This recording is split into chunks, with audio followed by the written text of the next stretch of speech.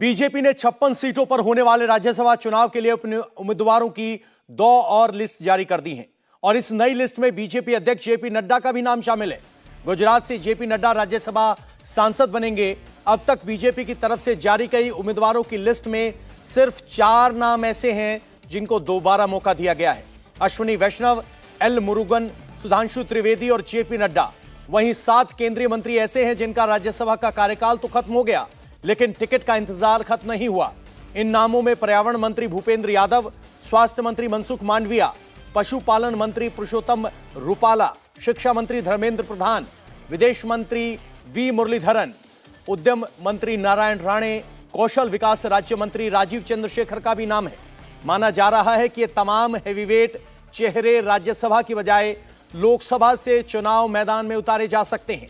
इनकी जगह नए चेहरों को मौका दिया जा सकता है। बीजेपी ने कल पार्टी ज्वाइन किए महाराष्ट्र के पूर्व सीएम अशोक चव्हाण को भी राज्यसभा से उम्मीदवार बनाया है। इस पर ज्यादा बात करने के लिए देवेंद्र पराशर, पॉलिटिकल एडिटर, इस वक्त सीधे हमारे साथ जुड़ गए हैं। देवेंद्र, बीजेपी के राष्ट्रीय अध्यक्ष को राज्यसभा से भेजना लेकिन केंद्रीय मंत्रियों को ना भेजना, क्या माना जाए कि सब लोकसभा मैदान में, चुनाव में मैदान में उतरे नजर आएंगे? सब तो नहीं, लेकिन उनमें से अधिकांश आपको देखेंगे चुनाव मैदान में। और इसमें जैसे बड़े नामों की अगर आप बात कर लें तो धर्मेंद्र प्रधान को आप देखेंगे कि उड़ीसा के संबलपुर से वो चुनाव लड़ रहे हैं। भूपेंद्र यादव की बात करें तो वो चुनाव लड़ेंगे। हालांकि उनकी सीट को लेकर अभी भी क्लैरिटी नहीं है कि राजस्थान की किसी सीट से लड़ेंगे या हरियाणा की। 3 सीटों को लेकर ज़रूर उन्होंने पार्टी के शीर्ष नेतृत्व को अपनी पसंद बताई थी जब उनसे पूछा गया था। सभी राज्यसभा के सांसदों से पूछा गया था कि अगर आपको लोकसभा चुनाव लड़ना हो तो कौन सी सीट आप मुफीद पाते हैं अपने हिसाब से। तो उनमें से 3 चॉइस में से भूपेंद्र यादव ने हरियाणा की 2 सीट और राजस्थान की 1 सीट दिया था। इसके अलावा मुरलीधरन की बात करें तो केरल की सीट से तिरुवनंतपुरम ग्रामीण से ऑलरेडी वो तैयारी कर रहे हैं, वहाँ से वो चुनाव में मैदान में उतरेंगे। स्वास्थ्य मंत्री मनसुख मांडविया की बात करें तो वो चुनावी अखाड़े में उतरेंगे।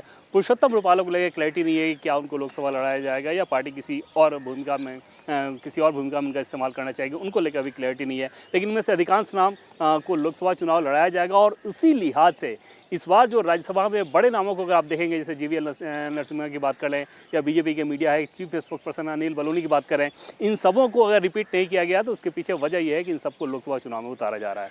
कौन? देवेंद्र, एक सवाल ये कि अशोक चव्हाण कांग्रेस छोड़कर बीजेपी में आए, उन्हें भी रिवॉर्ड मिला है, राज्यसभा की सीट मिली है, क्या संकेत है बाकियों के लिए?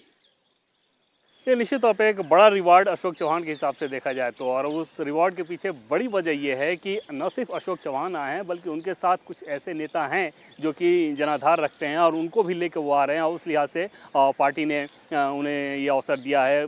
ज्वाइनिंग के कांग्रेस से इस्तीफा देने से पहले, माफ़ कीजिएगा, बीजेपी की ज्वाइनिंग से पहले कांग्रेस से उन्होंने इस्तीफा दिया। इस्तीफा देने से भी पहले दिल्ली में आके पार्टी के टॉप लीडर से उनकी मुलाकात हो चुकी थी। और अशोक चव्हाण तो लंबे समय से इंतजार में थे कि बीजेपी कब उनके लिए दरवाजा खोले। ये तय बीजेपी को करना था कि कब बीजेपी उनको अपने फोल्ड में लेकर आती है। इसके अलावा आपने जो बीजेपी के राष्ट्रीय अध्यक्ष जेपी नड्डा की बात कही, उसके पीछे उनको राज्यसभा का फिर से एक टर्म दिए जाने के पीछे सबसे बड़ी वजह यह है क्योंकि पार्टी के वो राष्ट्रीय अध्यक्ष हैं।